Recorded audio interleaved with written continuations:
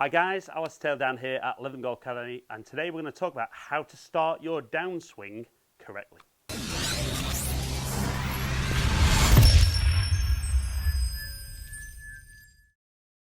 Right then guys, so this is a topic I get asked about a huge amount, so I thought the best way of answering it is put a video out there. There's a huge amount of information as to how we should start the downswing. You know, should we start it with our feet? Should we start it with our hips? Should it be our hands? How about if it was all those things, but in the correct sequence? I think the problem for a lot of guys is there's so many bits that move in the golf swing that we become very, very overly conscious of things and end up not doing anything particularly well. So I'm going to show you how there's every chance you already know how to start your downswing perfectly, and a little feeling that you can get in your golf swing hopefully will make it better than ever.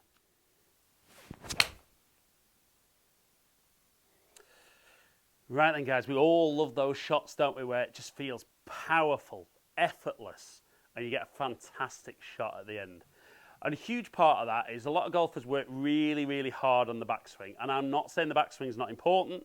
If the club's really out of position at the top of the backswing, can make it much more difficult.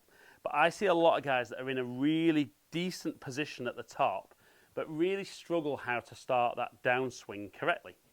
And there's a lot of information out there. You know, we get told nowadays how once we get to the top, we need to kind of push into the floor. We need to feel there's maybe some lateral movement. We need to feel that the hips turn out the way. We need the body to feel that it opens up through impact. We need to feel that the hands kind of stay slightly ahead of the club head. Incredibly hard to work on all those things in that split second of it happening.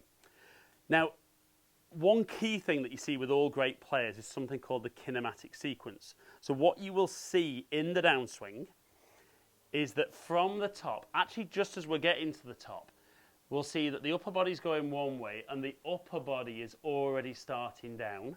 So we see the lower body unwind, then the lower body kind of stops, the torso rotates, that stops, then the arms swing, and then the club fires. So as we go lower body, upper body, arms, club, that's the perfect sequence which transfers energy as efficiently as possible from the ground through the club head into the golf ball. But like I said, it's incredibly hard to think of all those things. Now, what if you already had a skill where you did that sequence perfectly and you could transfer it into the golf swing? That'd be great, wouldn't it? Make it dead easy.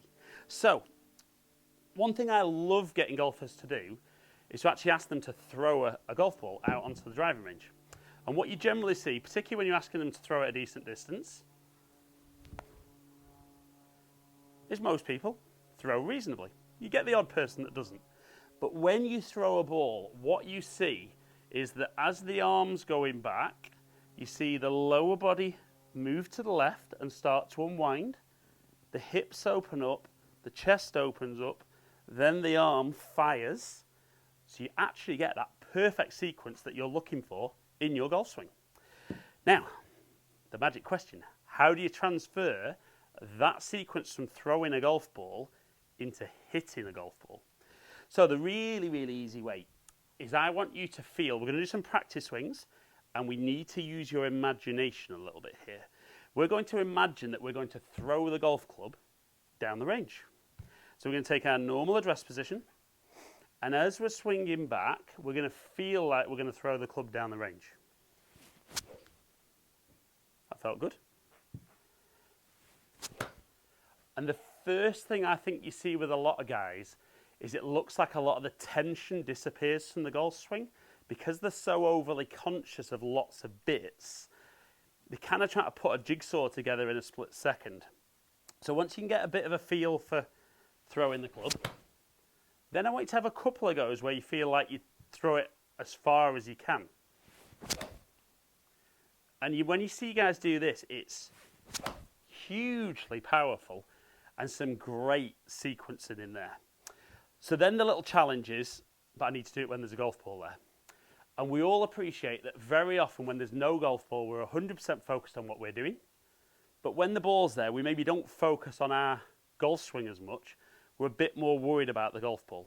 So I'm going to hit a few shots where I just feel like I don't really throw it too far. But what I would see with a lot of guys is as they stand there,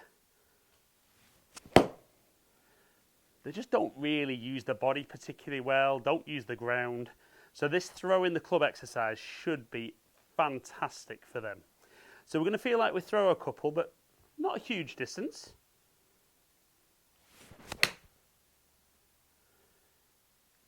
And straight away there, it just feels like it's much more of a kind of whip effect through the bottom of the golf swing. And it's about building a little bit of confidence. So 2 or 3 where you just feel that you just throw in the club, but not a huge distance. And that feels really, really good. And then, if you can, and you feel comfortable with it, build up to a couple where you really feel like you're going to throw the club as far as you can down the range. It just feels so quick. And really, really good. So again, this is something I work on a lot, because definitely when my focus gets more on the ball, I feel myself tighten up a little bit at impact, and all my best shots just feel like there's no tension at all through impact. So let's have one more. Throw in the club as far as you can. Oh, yes, please. I've definitely been working on that a little bit with driver for me with my Project 300. But if you are somebody who feels that they don't start the downswing particularly well, first of all, throw a ball. See what your throw-in's like, and try and throw it further, because the more you try and throw the ball bigger distance, generally the better that sequence becomes. Then build it into some practice swings, slowly first, then as far as you can, and then build it into golf balls. But absolutely feeling like you're throwing the club will definitely improve the start of your downswing. Right guys, so I hope you've enjoyed today's video. That little idea of feeling like you're throwing the golf club.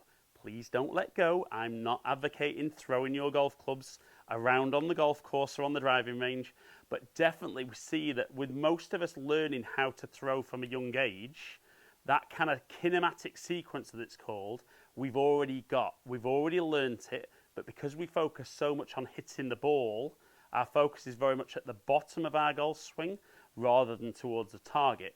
And if you can move that focus away, it is amazing how many guys move the club better, deliver the club better, and obviously hit better shots.